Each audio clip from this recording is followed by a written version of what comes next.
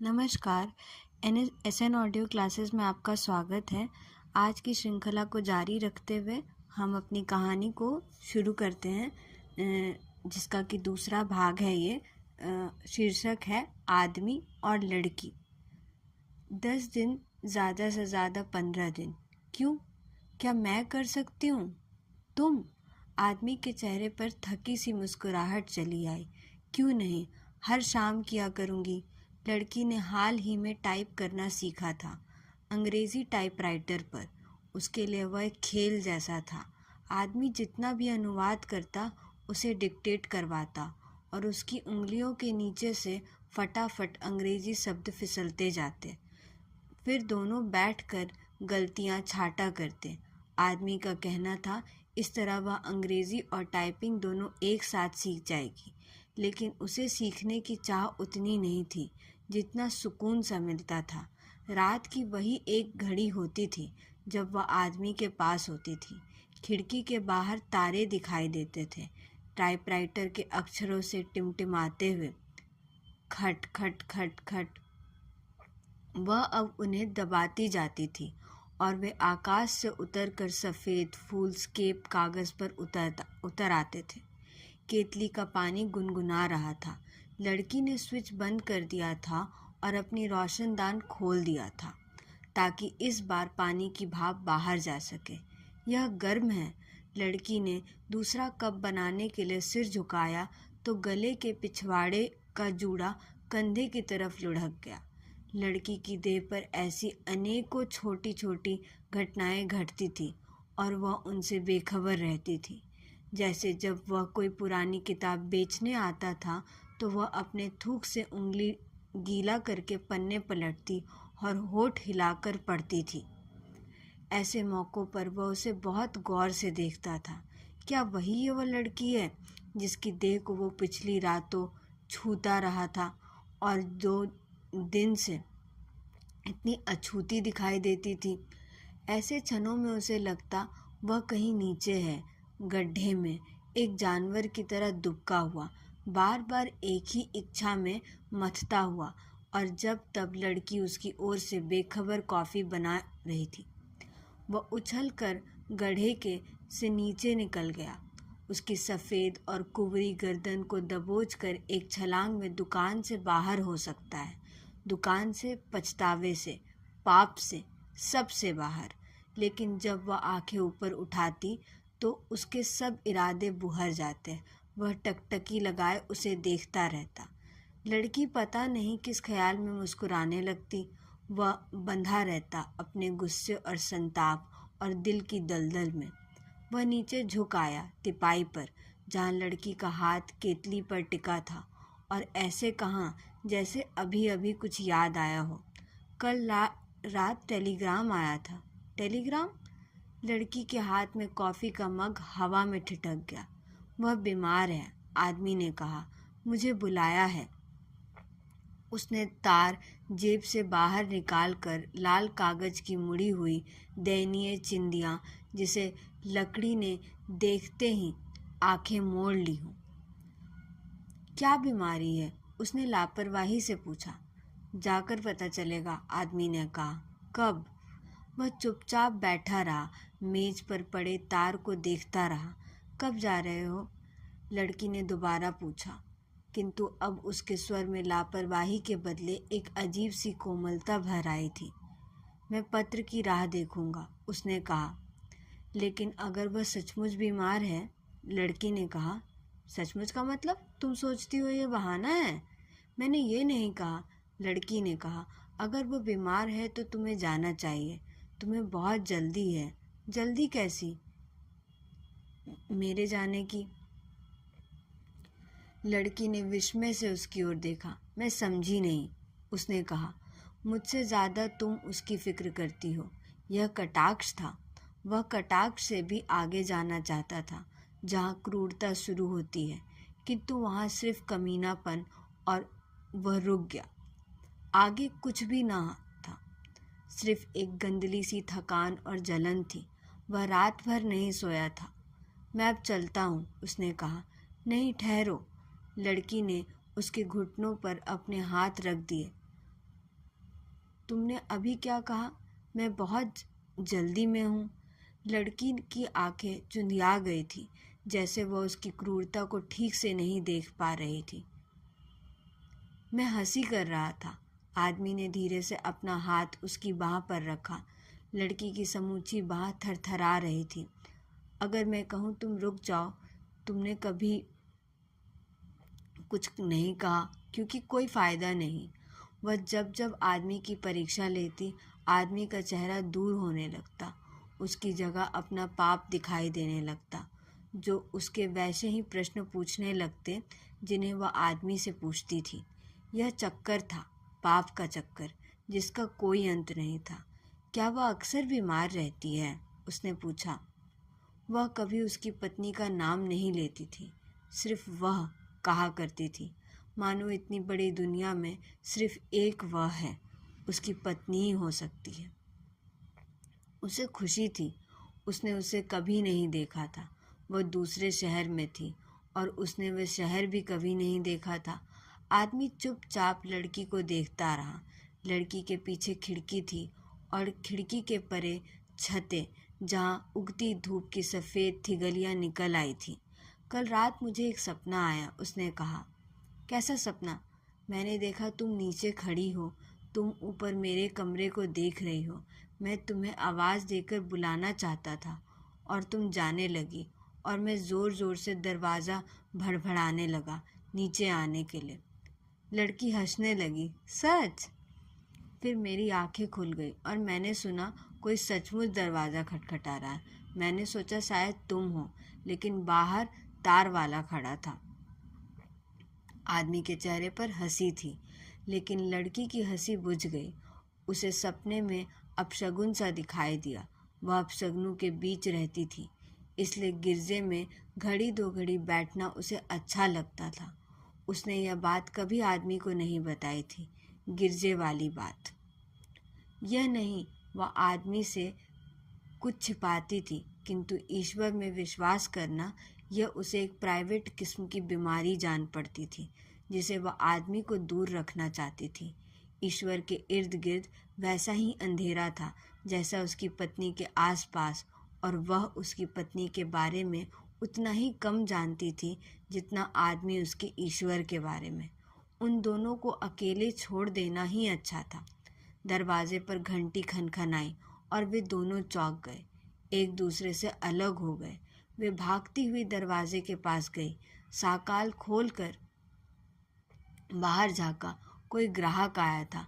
अभी lunch time है, उसने कहा और जल्दी से दरवाज़ा भेड़ दिया। लेकिन वह मुड़ी नहीं, चौखट पर खड़ी रही, बंद दरवाजे के शीशे से खुलता हुआ दिन देखने लगी। अक्टूबर का दिन धुंध की परत से निकल रहा था। उसे बहुत पहले ही दिन याद आए जब वह आदमी से नहीं मिली थी। दुकान से घर अकेली जाती थी और शहर खाली सा लगता था। जब वह आदमी की तरफ मुड़ी तो मुस्कुरा रही थी। कितनी दूर है, कितनी दूर है? उसने पूछा। क्या?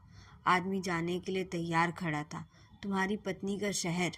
इस बार उसने सचमुच पत्नी कहा, जैसे वह उसकी दूर शहर को कोई सहेली हो। आदमी व्यस्त सा हो उठा। 1 घंटा लगता है, उसने कहा। कैसे जाओगे? बस से। हर घंटे बस चलती है।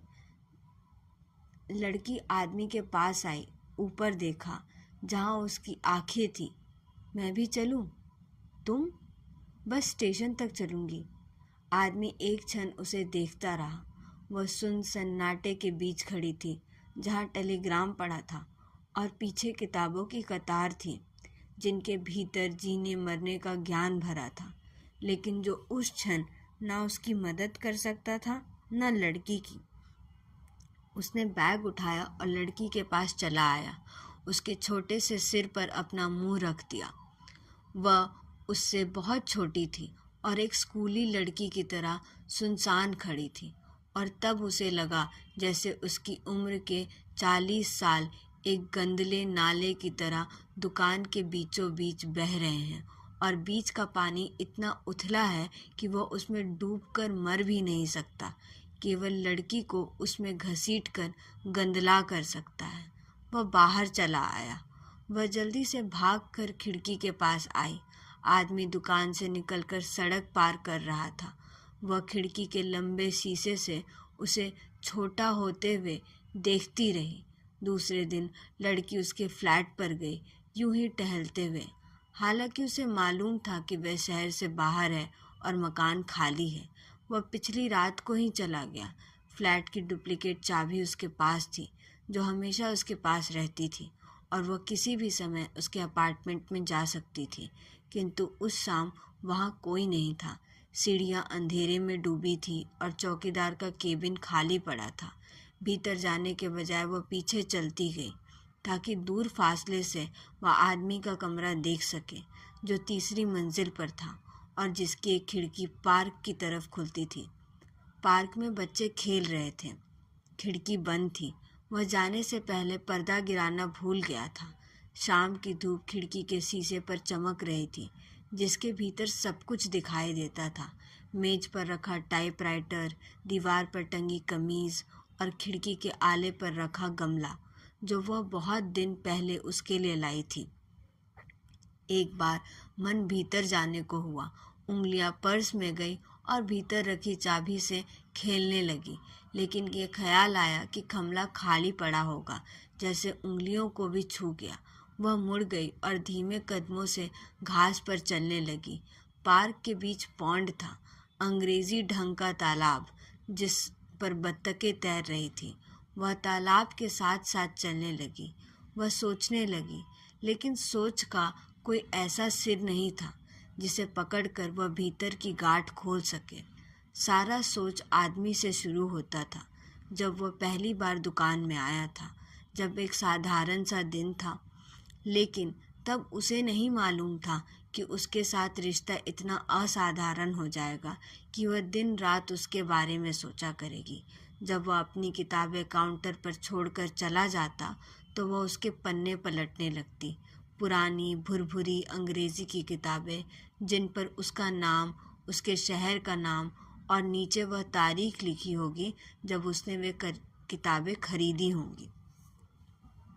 उन तारीखों को देखकर उसे अजब सी हैरानी होती है कि जब वह दुनिया में नहीं आई थी, वह अपने शहर में घूमता होगा, पढ़ता होगा। जब उसका विवाह हुआ होगा, वह स्कूल में पढ़ती थी। वह मुस्कुराने लगी। लोग मुझे उसकी बेटी समझते हैं, उसने सोचा। शायद इसलिए वह दिन के उजाले में मेरे साथ चलने में कतराता है। मुझे कभी उम्र याद नहीं आती। वह जब मेरे साथ होता है तो मुझे पता भी नहीं चलता कि वो मुझसे कितना बड़ा है। उम्र के बारे में क्या सोचना। वह रात की बर्फ़ है, सोते हुए पता भी नहीं चलता। सुबह उठो तो फाटक पर ढेर सारी जमा हो जाती है। बर्फ़ की बात से उस मार्च का महीना याद आया। उस शाम की वह पहली बार जब आदमी के साथ सोई थी। साल की आखिरी बर्फ़ गिरी थी और बाहर आई तो सारी देह सुन्न। सारा शहर बर्फ में ठिठुर रहा था। आदमी ने उसे बहुत रोका, किंतु उसके भीतर कुछ बल रहा था जो सारे शहर को सोख सकता था। वह चलती गई और जब उससे बर्दाश्त नहीं हुआ तो उस गिरजे में चली आई, जो बहुत पुराना और खाली रहता था और जिसमें वह अक्सर जाती थी और जिसके बारे में आदमी को कुछ भी नहीं मालूम था। वह भीतर चली गई और सबसे आगे की बेंच पर बैठ गई। कुछ देर पहले वह आदमी के बिस्तर पर थी और अब वह वहाँ क्या कर रही थी, यह उससे बहुत देर तक मालूम नहीं हो सका। सामने ऑल्टर पर एक आदमी टंगा था, पैरों, हाथी, छाती और कीले से बिंधा हुआ, और बहुत देर तक उसे यह भी नहीं पता चला कि वह आदमी वहाँ क्या कर रहा है। तब उसे अचानक लगा कि वह अकेली नहीं है, कोई उसके पास है, कोई बिल्कुल पास बैठा है, जिसने उसे अंधेरे में नहीं देखा था।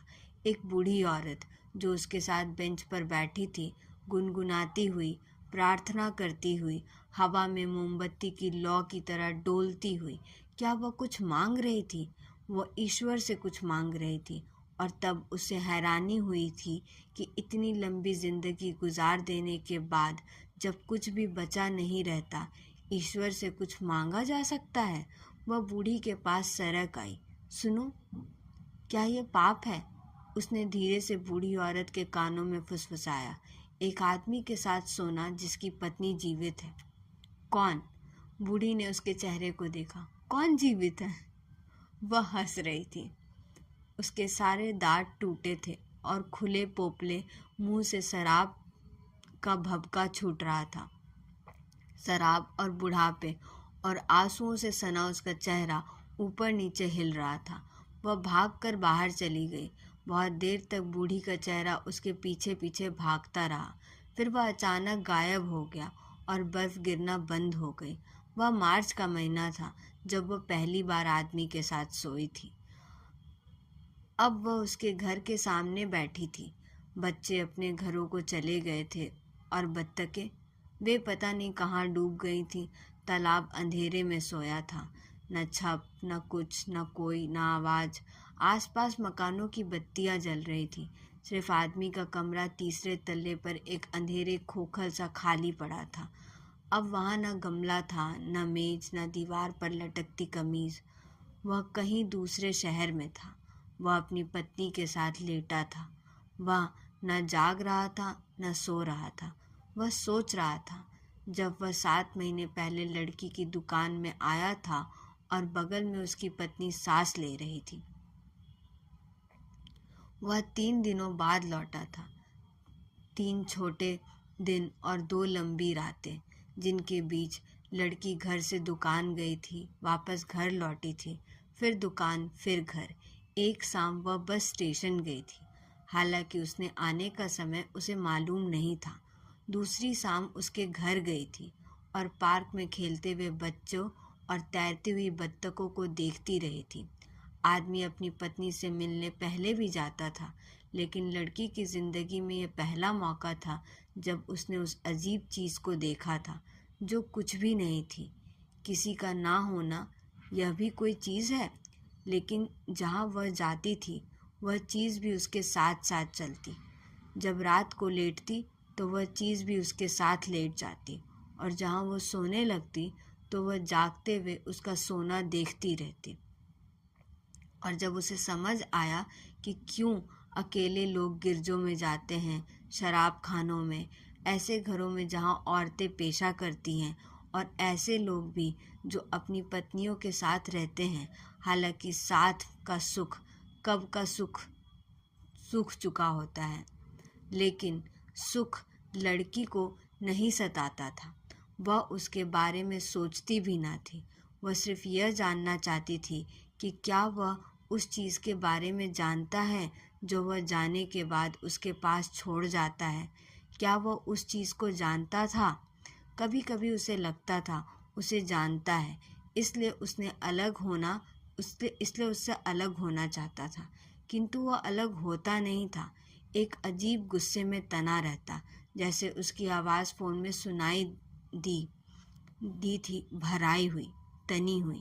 वह फ़ोन तीसरे दिन आया था, लंच की घड़ी में, जब मैनेजर बाहर था। वह अपने केबिन में थी और टिफ़िन दान खोल रही थी। घंटी सुनाई दी तो उसके हाथ डिब्बे पर पड़े रहे। यह उसका फ़ोन है, उसने सोचा। हालांकि फ़ोन की घंटी हमेशा एक जैसी ही बजती थी। वह किताबों की अलमारियों के बीच भागती हुई काउंटर पर आई। फ़ोन उठाया, आदमी की आवाज़ सुनी, और जब वापस अपने केबिन में आई तो उसे खिड़की के बाहर पेड़ दिखाई दिया, सड़क दिखाई दी, सामने की दीवार पर पोस्टर दिखाई दिया जिसका एक सिर उखड़कर हवा में फड़फड़ा रहा था। 3 दिनों बाद वह अपने शहर को नए सिरे से देख रही थी। फ़ोन की आवाज़ अब भी उसके भीतर थी, एक उदास नाराज़गी में दबी हुई। पता नहीं वह क्यों तना था। उसने यह भी नहीं पूछा कि उसके ये दिन कैसे बीते। 3 दिन अपनी पत्नी के साथ रहकर उस पर गुस्सा जताना, क्या वह पागल था? उसने जल्दी जल्दी वे किताबें बैग में डाली जो वह उसके लिए जमा करती थी। अंडरग्राउंड किताबें, जिन्हें न दिखाया जा सकता था न बेचा जा सकता था, जो गोदाम में पड़ी सड़ा करती थी। वह अपने पैसों से उन्हें खरीदा करती थी और गोदाम के अंधेरे कोनों में जमा करती थी। वह उनके वह उन्हें एक एक करके अपने बैग में रखने लगी। फिर उसके हाथ ठिठक गए। उसे लगा वह आदमी को देख सकती है। वह अकेला अपने कमरे में बैठा होगा।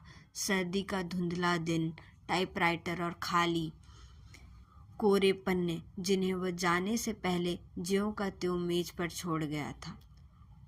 वो अकड़ू बैठा होगा। वह आग जला रहा था।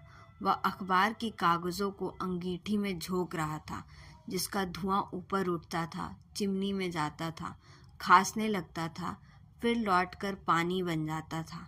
आदमी बार बार अपनी कुहनी से आंखें पोंछने लगता था।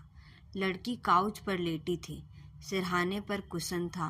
कुशन के नीचे किताबों का बैग, बैग के ऊपर टिफ़िन दान, जिसके भीतर से सलामी और खट्टे दही की गंध आ रही थी। उसकी आंखें खुली थी, सिर मुंडा था। वह आदमी की पीठ को देख रही थी, जहाँ उसकी कमीज पैंट से बाहर निकल आई थी, नीचे झूल रही थी। आदमी ने सिर मोड़ा तो आगे की लपटें भी उठने लगी। धुएं के पीछे लड़की का चेहरा दिखाई दिया, डबडबाती आंखों में आग, और लड़की एक दूसरे की बाहों में तैर रहे थे। वह उठ खड़ा हुआ। वह काउच के सिरे पर आकर बैठ गया, जहाँ लड़की का सर कुशन पर टिका था और पांव नीचे लटक रहे थे। और तब उसे ध्यान आया कि लड़की के पांव बहुत ठंडे रहते हैं, नायलॉन जुराबों के बीच सिकुड़े हुए। लड़की इतनी स्थिर थी कि पैरों का हिलना उसे धोखा सा जान पड़ा। ठंड तो नहीं लग रही, उसने कहा। लड़की के पैर हवा में ठिठक गए। नहीं, उसने सिर हिलाया। बस में बहुत ठंड थी, उसने कहा। सड़कों पर पानी जम गया था। कब पहुँचे? लड़की ने पूछा। दोपहर को। तभी तुम्हें फ़ोन किया था। क्या बीमारी थी? लड़की ने पूछा। खास कुछ नहीं, आदमी ने कहा। कुछ भी नहीं?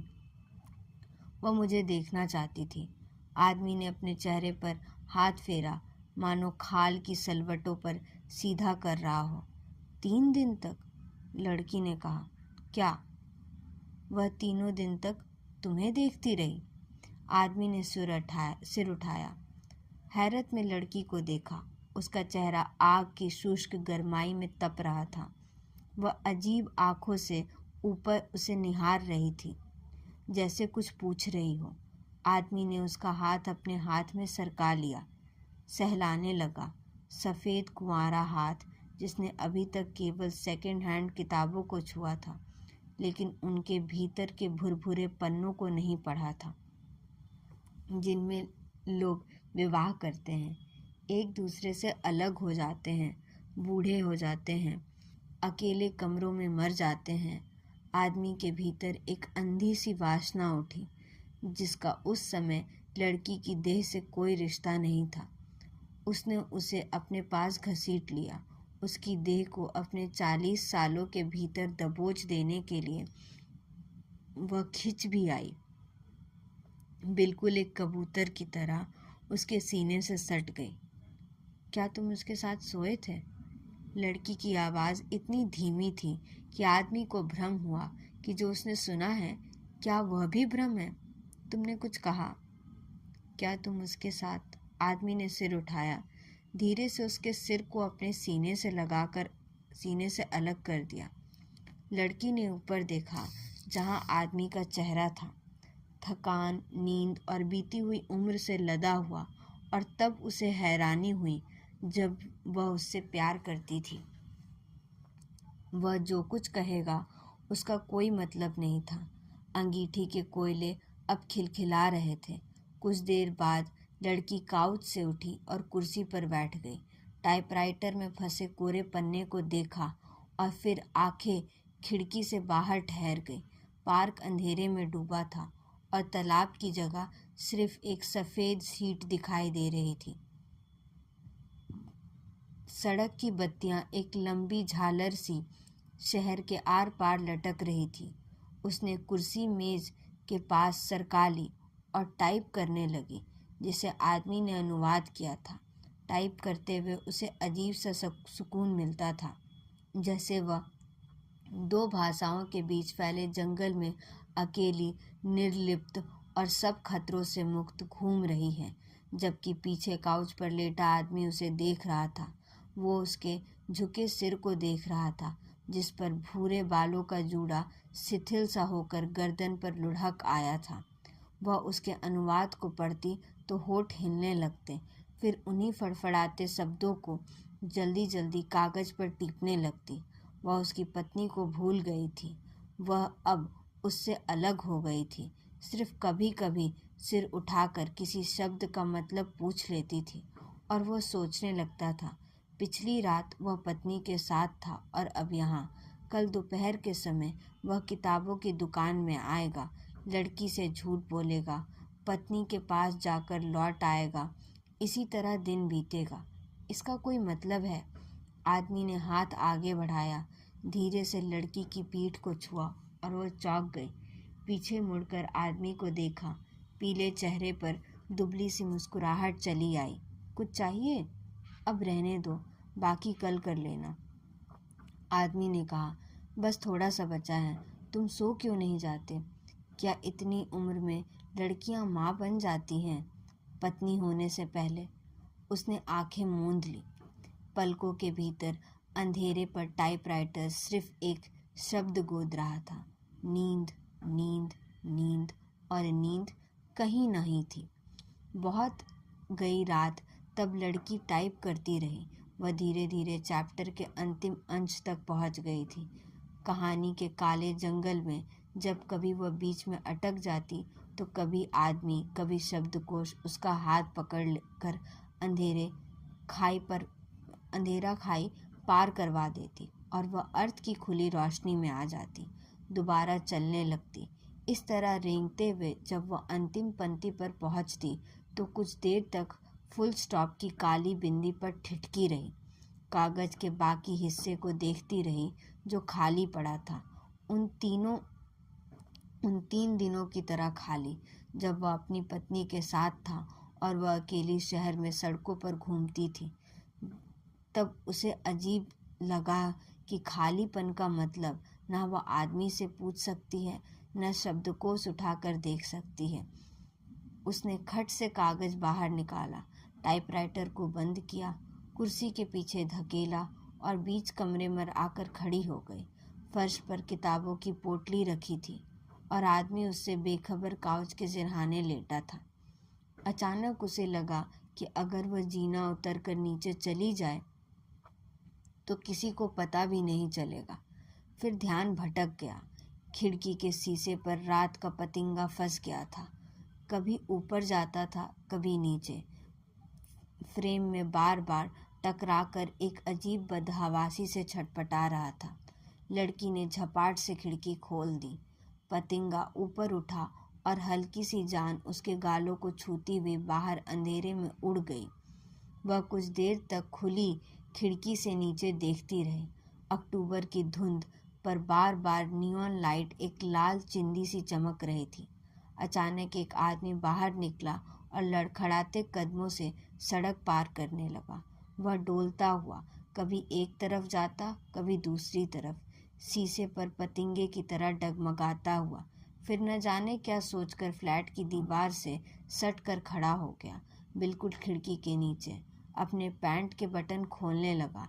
लड़की ने झट से खिड़की बंद कर दी और वापस कमरे में लौट आई। उसने बालों को खोला, क्लिपों को उतार कर मेज पर रख दिया, फिर अपने बैग से वैसलीन का ट्यूब निकाला, उंगली पर रख कर उसे दबाया और उसने अपने चेहरे पर कानों से पीछे बाहों पर मलने लगी। अचानक उसके हाथ ठिठक गए। उसकी पत्नी भी यही करती होगी। उसके पास जाने से पहले उसके भीतर कुछ हिला, सारी देह को मरोड़ता हुआ। उसने उसे पहले कभी नहीं देखा था। एक मैली सी पीड़ा जो देह में कीड़े से उलट जाती है, उठने को तिलमिलाती है, नीचे धंसती जाती है। एक क्षण के लिए वह आतंकित हो गई। हलक में राख अटकने लगी। वह मुंह पर हथेली दबाकर बाथरूम में भाग आई, बेसिन पर दोहरी होकर झुक गई। देह में जो कुछ उलट गया था वह एक ही उल्टी में बाहर निकल आया, पानी में एक पीले चकते सा तैरता हुआ। उल्टी करने के बाद उसने मुंह धोया। आंखों पर पानी छिड़का। चेहरा पोंछने के लिए जब उसने तौलिया उठाया तो उसकी आंखें बेसिन के शीशे पर ठिठक गई। वहाँ उसे बूढ़ी का पोपला चेहरा झांक रहा था, जैसे अब उसने गिरजा में देखा था। लेकिन अब वो हंस नहीं रही थी, कुछ अफसोस के साथ उसे देख रही थी। वह उससे कुछ कहना चाह रही थी, लेकिन अब लड़की कुछ नहीं सुनना चाहती थी, न बीते हुए अपने पाप के बारे में, न आने वाली जिंदगी के बारे में। इससे पहले कि बूढ़ी अपना मुंह खोलती, लड़की उसे आईने में अकेला छोड़कर कमरे में चली आई। वह लौट आई। वह काउच के पास चली आई जिस पर आदमी लेटा था। उसने कमरे की बत्ती बुझा दी, किंतु अंधेरा नहीं हुआ। आग की पीली बुझती हुई रोशनी सब चीज़ों पर पड़ रही थी। टाइपराइटर, किताबों का बैग, कुशन पर टिका आदमी का सिर। उसने कपड़े उतारे, अलमारी से कंबल निकाला, धीरे से उस आदमी पर डाल दिया और फिर कंबल का एक सिरा उठकर खुद भी नीचे सिर उठाकर खुद भी उसके नीचे लेट गई। वह इतना निश्चल लेटा था कि कुछ देर तक उसे पता भी न चला कि वह जाग रहा है या सो रहा है। सिर्फ उसकी सांसें सुनाई दे रही थी, छाती के भीतर घुरघुराती हुई। उसने टटोलते हुए उसे छुआ, खुली हुई कमीज के बीच नंगी छाती को, जहाँ कुछ सफ़ेद बाल उगाए थे, और फिर अपना सिर वहाँ टिका दिया। आदमी सिराहने लगा। एक गर्म सी आहट उसके लहू को खटखटाने लगी। नहीं नहीं, उसके भीतर कोई कह रहा था। लेकिन जब उसने आंखें खोली तो लड़की का सिर उसके ऊपर था। उसके बाल एक दूसरा अंधेरे थे, कमरे के अंधेरे पर बिखरे हुए। वह हिल रही थी और कुछ देर तक आदमी को पता भी न चला कि वह रो रही है। उसकी छाती के बालों के बीच एक गर्म सी लकीर बह रही है। सुनो, आदमी ने बहुत धीरे से कहा, मैं मरना चाहता हूँ। क्या? लड़की ने सिर उठाया, उसकी ओर देखा। आदमी कभी कभी उसे अपनी भाषा में बोलने लगता था जिसे वो बिल्कुल नहीं समझ पाती थी। तुमने कुछ कहा? वह धीरे धीरे उसके सिर को सहलाने लगा। वह माँ से बच्ची बन गई थी और आदमी उसे ऐसा सच बोल सकता था जिसका अनुवाद वह कभी नहीं कर सकती थी। तो ये था इस कहानी का दूसरा और आखिरी भाग।